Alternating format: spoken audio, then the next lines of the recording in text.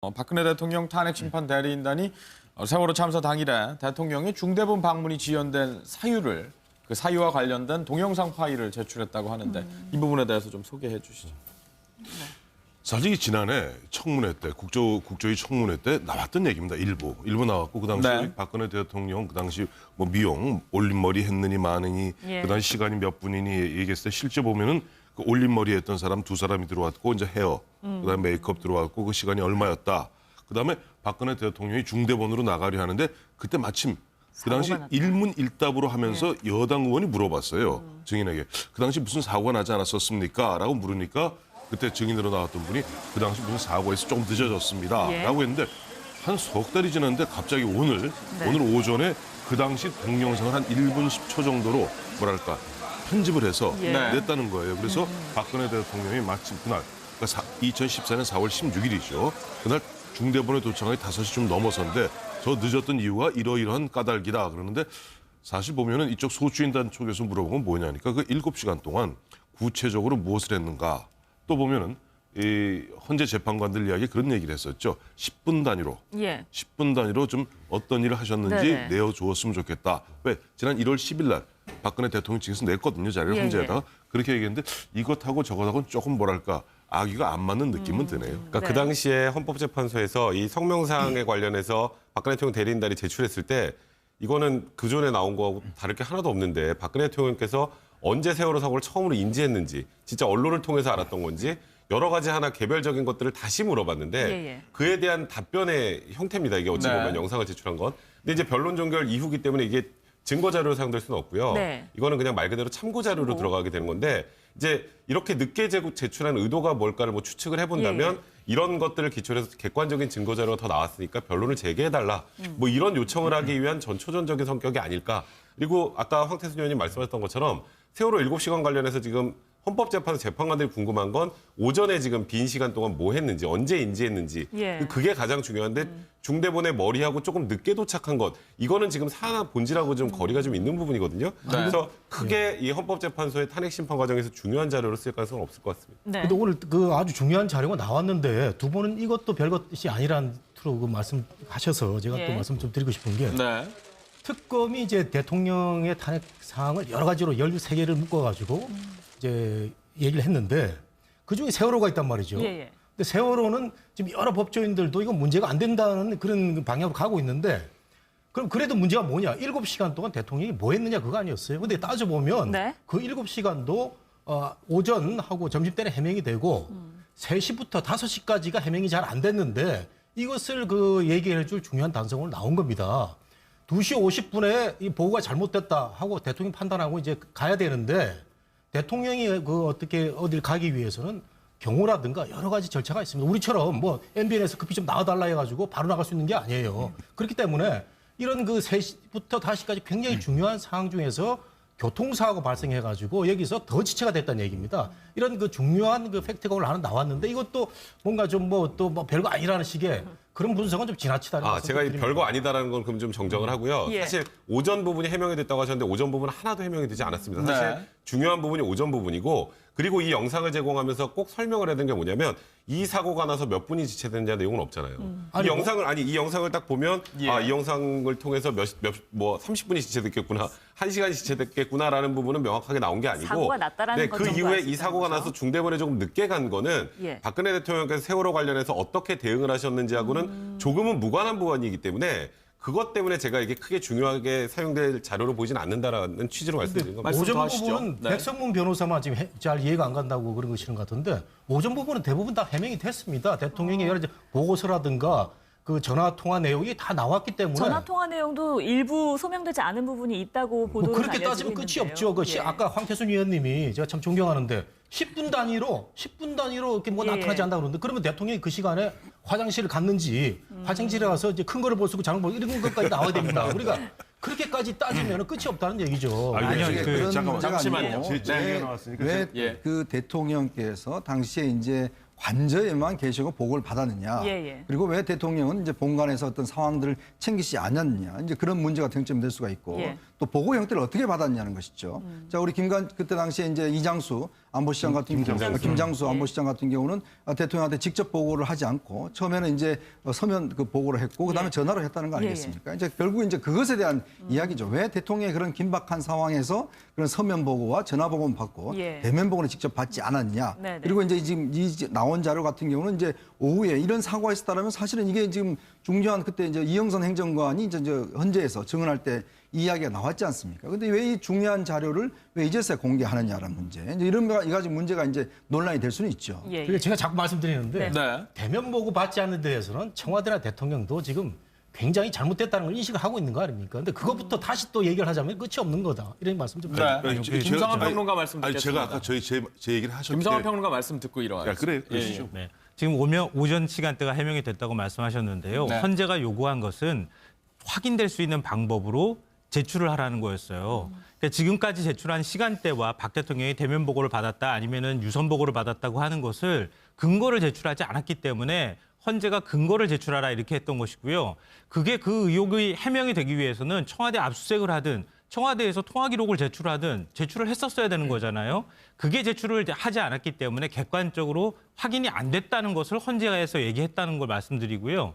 또 하나는 박근혜 대통령이 중대본 가가지고 왜 구명조끼를 입었다고 하는데 구조를 못하느냐 이런 말에서부터 사실 이게 발단이 시작된 거 아닙니까? 그러니까 보고를 충분히 받았다면 왜 그렇게 했겠는가라는 국민들의 상식적인 의혹들이 있었던 것이고요. 그리고 박 대통령이 오전 시간대 뭐 했느냐라는 얘기가 제일 많이 나왔던 의문 중에 하나였던 이유가 국민들은 이미 아침 9시 좀 지났던 시각부터 생방송으로 계속 TV를 보면서 배가 침몰하는 상황까지 안타까움을 금치 못하면서 봤단 말이에요. 근데 보고 있었는데도 불구하고 왜 대통령은 계속 관저에 머물렀는가? 왜 회의를 주재하지 못했는가? 이런 상식적인 질문들을 하고 있는 겁니다. 근데 그 부분에 대해서 명확하게 해명이 안 됐기 때문에 그게 증명이 안 됐다고 자꾸 생각하는 거예요. 네, 이제 알겠습니다. 아까 이제 정국희 교수님께서 10분 단위로 밝히라는 게 제가 얘기한 얘기가 아니라 재판, 그러니까 헌재 그 재판관들이 얘기를 인용해서 얘기해 주신 그러니까 거죠. 헌재 재판관들이 10분 단위로 얘기하라 그러니까 예를 들어서 그러면 박근혜 대통령 그 변호인인 김평우 변호사 같은 경우는 아까 우리 정국희 교수님 말씀하신 대로 그게 무슨 그 터무니없는 얘기냐라고 지적도 되었던 부분이 그거는 그렇게 알아주셨으면 좋겠고요. 이 오늘 우리가 문제 이 동영상 있지 않습니까? 네네. 이것은 박근혜 대통령이 처음에 보면 그날 보면 굉장히 어수선했습니다. 어수선해갖고 2014년 4월 16일 날 보면 박근혜 대통령 이게 어마어마한 참극이라고 인지한 시점은 대략 2시 50분경이에요. 그거는 보면 오보, 이른바 중첩적으로 이 중복 계상되는 바람에 실제 구조 인원보다 190명이 더 구조된 것으로 보고되었다가 그것을 갖다가 최종 확인해서 김장수 당시 국가안보실장이 제대로 보고해서 보고를 드려서 아닙니다. 이게 어마어마한 사람들이 좀 갇혀 있습니다라고 보고했고 그야말로 박근혜 대통령한테 질책을 받았던 시점이 2시 50분경인데 2시 50분경인데 실제 보면 청와대에서 중대본까지 대통령 나가시면 4분이면 갑니다. 그렇죠. 그러니까 중대본이 바로 경우가 준비돼 있으면요. 아니, 그러니까 이제 광화문 종합청사니까 한 5분 자체가. 거리인데 네. 왜 이렇게 시간이 걸렸느냐.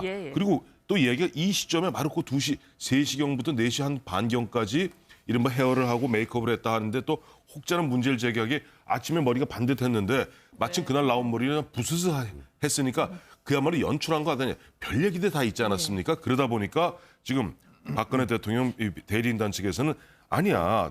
대통령이 나가는데 하필이면 그 시점에 보면은 그 차가 중대본으로 돌진을 했다는 거예요. 그러면 자 경호실 관계자들 입장에서는 이건 일종의 박근혜 대통령이 나가시게 될 경우 위해가 될 수도 있다 하면 거기에 대한 아마 정지 작업이 필요했겠죠.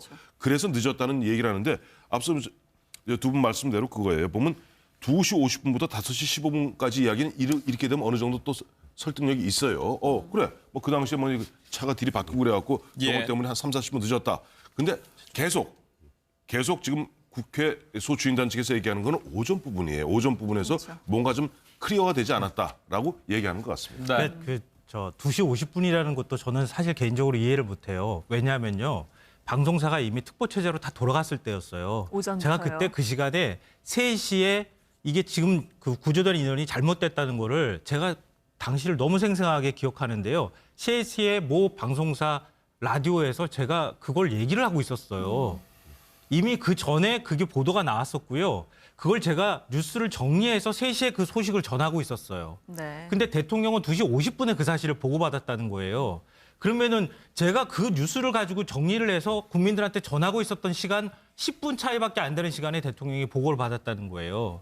그러니까 지금 대통령의 7시간 해명과 좀 다른 차원의 어떤 논란일 수도 있을 것 같은데요. 예. 대통령은 일반적으로 언론사에서 얘기하는 정도 수준의 보고밖에 못 받았다는 얘기예요. 그러면은.